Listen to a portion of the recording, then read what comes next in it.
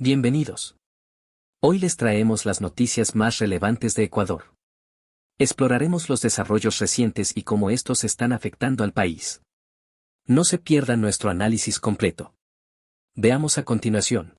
Difícil, estamos en un Ecuador tan volátil y la verdad que duele ver al Ecuador tan convulsionado por todas las aristas, porque en este rato ya hay todas las aristas marcadas de cuánto quieren dañar a Ecuador. Y eso es para los ecuatorianos que estamos conscientes de lo que están haciendo, es doloroso. Le escuchaba decir, vea, esta es una forma de distracción de los grandes problemas nacionales que todos los días nos revientan en los titulares de los medios, pero yo sí me preguntaba esto cuando le escuchaba, vice, si todavía resulta útil a nivel político esta persecución permanente contra la vicepresidenta. Yo creo que más bien las voces se están uniendo en razón de decir, hey, por favor detengan esta persecución. ¿Cómo lo ha percibido usted?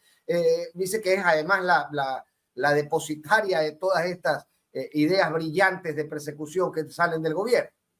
Es así, ya tenemos claro, esto nos dibuja una pantalla clara, Fernando, de por qué razón desde un inicio ellos apuntaron a la persecución atroz que han tenido conmigo y mi familia y mis colaboradores, mis abogados, toda gente que incluso los periodistas, los medios de comunicación que me han abierto los espacios, es una persecución brutal. Pero ya entendemos por qué. Ahora en este rato los ecuatorianos que me sigan preguntando, señora vicepresidenta, ¿por qué usted se peleó? No, yo no me he peleado con nadie. Es claro lo que está haciendo el presidente. Es justamente por qué razón no permitió el orden constitucional. Es porque está clarísimo de que yo, el momento que me enteraba de todo lo que está viviendo el Ecuador, que ahora ya se puede visualizar con mayor claridad ante las denuncias claras del atraco al país, yo creería que ustedes tienen la respuesta. Porque la vicepresidenta ha sido una mujer que siempre ha actuado bajo la norma, bajo la ley, bajo el orden constantemente, y así les he demostrado a los ecuatorianos que hasta este instante sigo creyendo de que va a aparecer algún juez que pueda por lo menos darnos la esperanza a los ecuatorianos que la justicia existe, porque el juez Guillermo Ortega en este momento, o sea, va uno más de aquellos que claramente están involucrados en esta tela de duda que tenemos todos los ecuatorianos, que es de conocimiento público, de cómo actúa el Tribunal Contencioso Electoral con los opositores del gobierno. Entonces, no deja de ser otra muestra más, Fernando. Ustedes sabían que a pesar de las pruebas presentadas, el juez iba a sentenciar de determinada manera. Claro, por supuesto. ¿Por qué? Porque el juez Guillermo Ortega ya conocía de la A a la Z todas las pruebas que se presentaron en contra de la señora Sommerfield, en contra de la señora Jacome, en contra del señor Torres y en contra del señor presidente, pruebas claras, flagrantes de la persecución política y sobre todo de la violencia política de género a la cual fui sometida.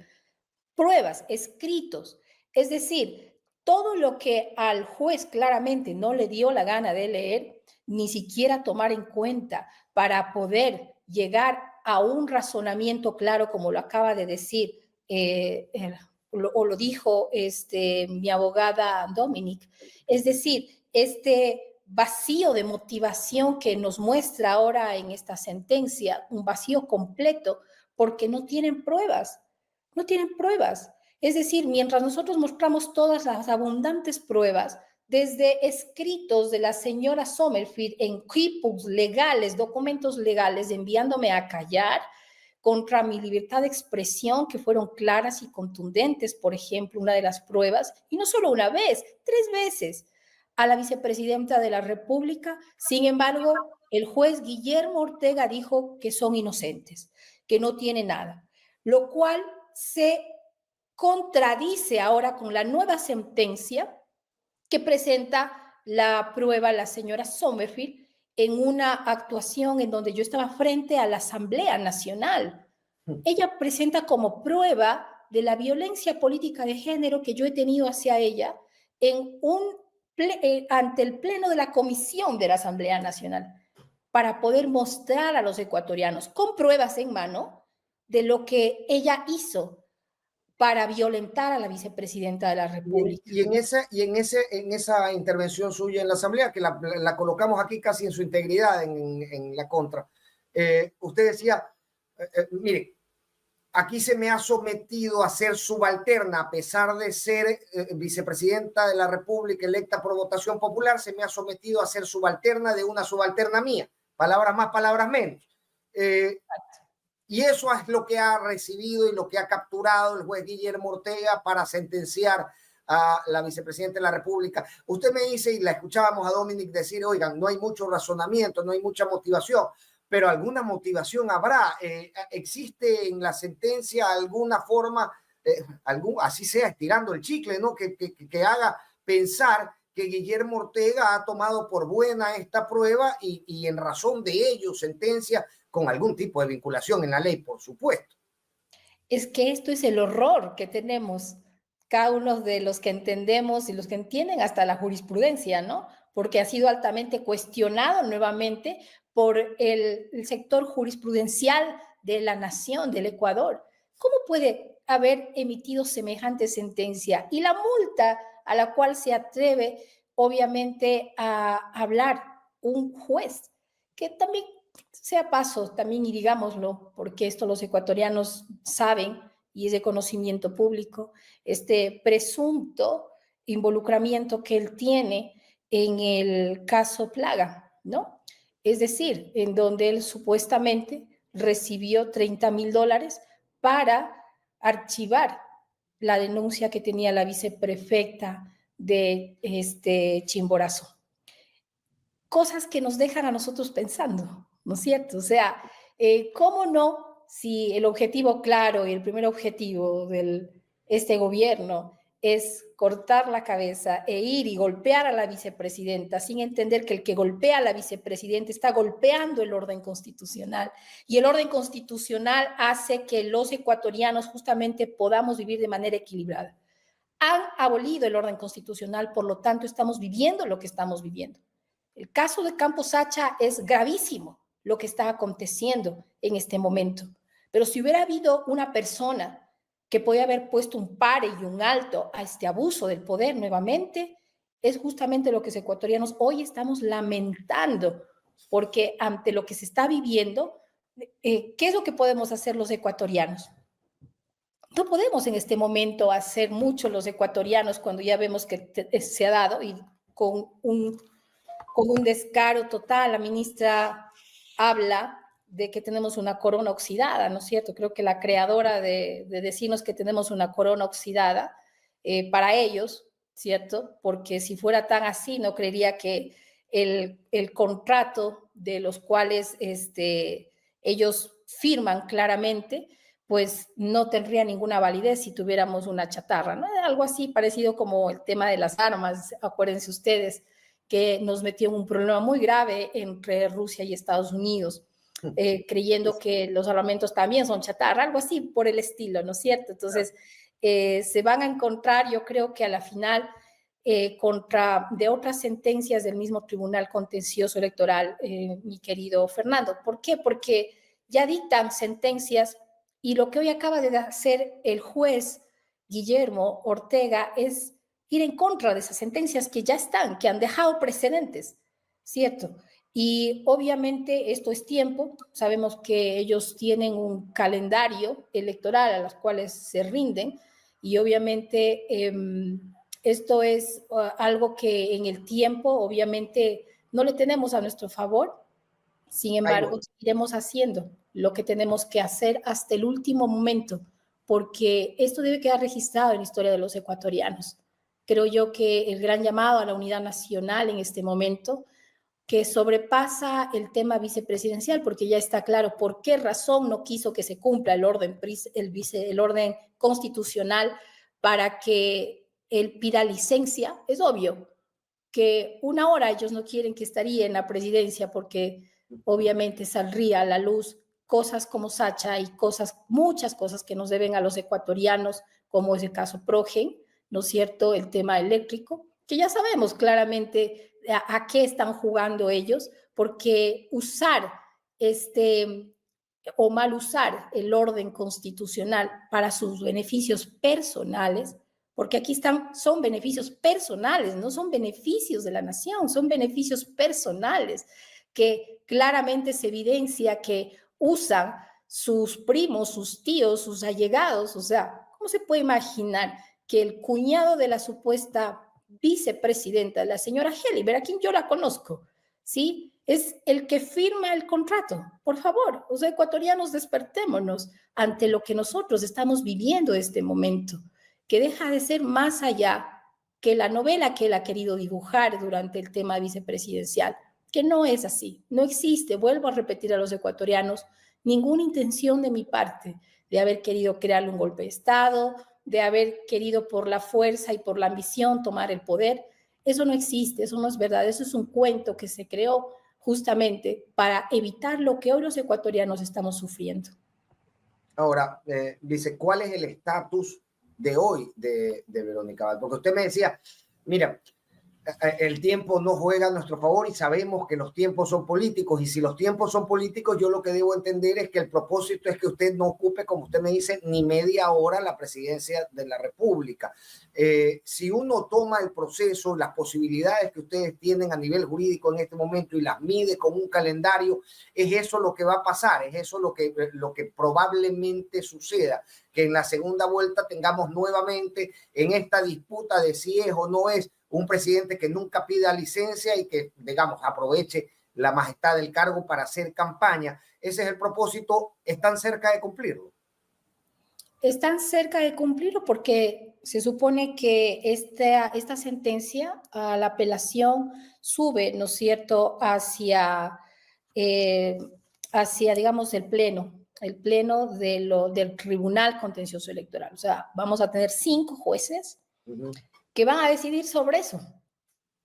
Ahora la pregunta es, ¿están todos a favor de esta injusticia? Porque claramente es una injusticia y ellos van a tener que esperar porque, como le he repetido varias veces en diferentes medios de comunicación, el juez Guillermo Ortega está en observación por organismos internacionales de justicia, por sus actos, ¿cierto? Por sus actos. Ahora yo pregunto a los 5 jueces que van a estar ahí en el tema, ¿van a dar paso a una injusticia clara, flagrante, sobre todo cuando ya hay una sentencia de la Corte Constitucional que les dejó muy claros que el presidente y el vicepresidente no pueden ser destituidos como si fuéramos cualquier otra autoridad colocada o delegada puesta para servir a los ecuatorianos? No, el presidente y el vicepresidente tienen que moverse a través de lo que indica la Constitución, y la Constitución nos lleva claramente al artículo 145 de las formas y maneras que tanto el presidente como el vicepresidente pueden ser destituidos o pueden ser cesados de sus funciones. No hay a dónde perderse. Sin embargo, el juez Ortega hizo todo lo contrario de lo que la Corte Constitucional avisó. Ahora la pregunta es, ¿los 5 que van a conocer en el Pleno van a hacer lo mismo?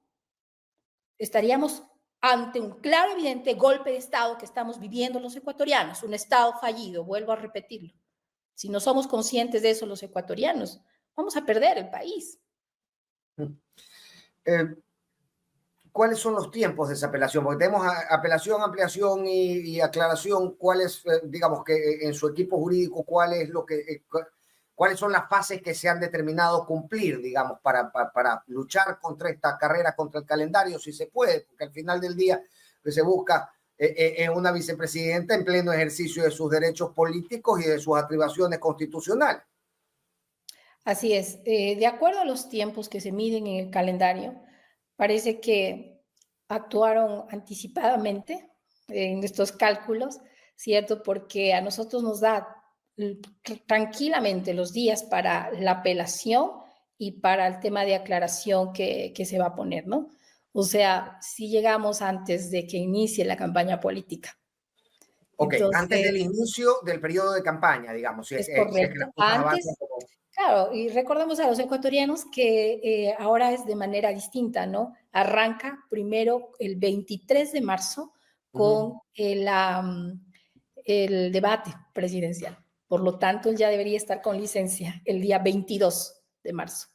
Es Ok, decir, que 22 de... nuestras acciones estarán hasta antes de ese día. Ok, usted en este momento y mientras se procesa el tema de la apelación, ¿está en uso de sus derechos políticos, señora vicepresidenta, que era lo que se le consultaba a Dominic?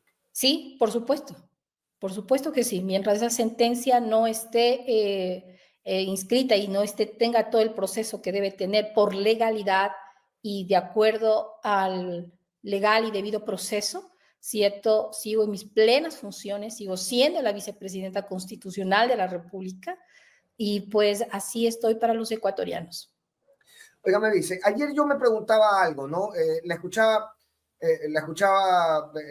a usted señalar las irregularidades del contrato de Progen, pero también recuerdo haberla visto muchas veces en su carrera política hablar de la iniciativa privada y de cómo a usted, desde su lógica política, le parece valiosa la intervención de la iniciativa privada en este tipo de campos estratégicos.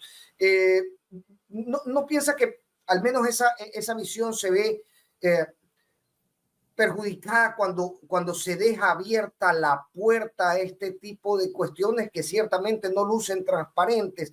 Existe en este ejercicio, en este acercamiento de la inversión privada con quienes administran lo público, intereses que ya son incontenibles y que son casi naturales a la gestión de estos contratos. ¿Lo ha observado de esa manera? O sea, Sí, yo sé, Fernando, lo que usted me quiere decir. 25 años de mi vida política por haber estudiado economía política, por haber entendido el sistema de desarrollos económicos aún dentro de muchos países durante tanta historia que tenemos en el país. Siempre he estado hablando sobre el tipo de democratización de los bienes públicos y sobre todo de los sectores estratégicos, ¿no? ¿Por qué se toca esto? No me invento yo, eso está en la historia, en el mundo, como le digo, tanto económica y pues histórica de los países. ¿A qué se refiere la democratización de estos bienes públicos? Se refiere a que se debe dar espacio a que la inversión venga desde lo nacional. Aquí yo voy a hacer un cuestionamiento. ¿Por qué necesariamente tenemos que entregar a países de fuera o supuestamente empresas que vienen de afuera? Esta empresa es una empresa venezolana creada en Canadá. Empecemos por este punto específico de Sacha, ¿no? Posterior a ello, siempre he cuestionado por qué razón no permite que la privatización sea enfocada hacia los mismos ecuatorianos. Ayer yo leía, y puedo dar nombres y apellidos, pero ayer leía muchos ecuatorianos que cuestionaban y decían, si Sacha está en peligro, si es una corona que no sirve, yo como ecuatoriano quisiera dar a Sacha para que se levante. Yo quisiera invertir en Sacha para que Sacha se levante y pueda salir de esto. Y este modelo económico fue aún usado en Gran Bretaña. La privatización hacia los ciudadanos. Esa es la verdadera privatización, porque el petróleo pertenece a los ecuatorianos. No pertenece a otras personas, sino a nosotros los ecuatorianos. El modelo de privatización al que siempre me he referido es privatizar hacia los ecuatorianos. ¿Qué ecuatoriano no quisiera en este momento? O mejor dicho, ¿por qué no se abre ventas de las acciones hacia los ecuatorianos? Hacia la empresa ecuatoriana, hacia usted, hacia mí, hacia las personas que quisieran salvar a Sacha si está tan comprometido Sacha, supuestamente ya tan oxidada que según la ministra lo dice. Esa es la privatización que siempre he explicado y enseñado a mis alumnos durante 25 años, la correcta privatización. Hoy lo que hacemos es privatizar hacia los mercantilistas, hacia la clase oligárquica, aquella clase que no le importa más que el negocio. Pero lo que sí nosotros debemos hacer es fortalecer nuestra inversión con los mismos nuestros. ¿Por qué no? ¿Por qué no se puede hacer una privatización hacia los mismos ecuatorianos? Que aquí mismo se quedarían, ¿no es cierto?, aún la inversión que se está cuestionando en este momento. Entonces, formas, por supuesto que hay formas de celebrarlo. Así que sigo manteniendo mi coherencia política, mi coherencia de propuesta que lo he hecho tanto tiempo, ¿sí? Y este tema de democratización de muchos bienes públicos funcionaría mucho mejor si nuestra inversión tendría aquí mismo los ecuatorianos, que somos los dueños de nuestra patria. En conclusión, Ecuador enfrenta una crisis de múltiples dimensiones que exige respuestas inmediatas y estructurales. La violencia ha alcanzado niveles alarmantes, con una tasa de homicidios sin precedentes, mientras que el narcotráfico y la inseguridad han llevado al gobierno a buscar apoyo internacional. En el ámbito económico, la reciente concesión de un contrato petrolero de 20 años abre la posibilidad de fortalecer la industria energética y atraer inversiones extranjeras. Pero también genera preocupaciones sobre su impacto ambiental y el destino de los ingresos generados. A esto se suman los desafíos climáticos, con fuertes lluvias e inundaciones que han afectado la infraestructura y la seguridad de miles de ciudadanos. El aniversario de la dolarización es un recordatorio del impacto de las decisiones económicas a largo plazo y la necesidad de adaptar el modelo actual a las nuevas realidades. Ecuador necesita un liderazgo firme, estrategias sostenibles y un compromiso conjunto para superar esta compleja etapa y construir un futuro más estable. Gracias por acompañarnos en este repaso de las noticias más importantes. Recuerda que en estos momentos mantenerte informado es esencial. No olvides suscribirte, activar la campanita y compartir este video para que más personas conozcan lo que está sucediendo en nuestro país. Nos vemos en la próxima entrega con más noticias de impacto. Hasta pronto.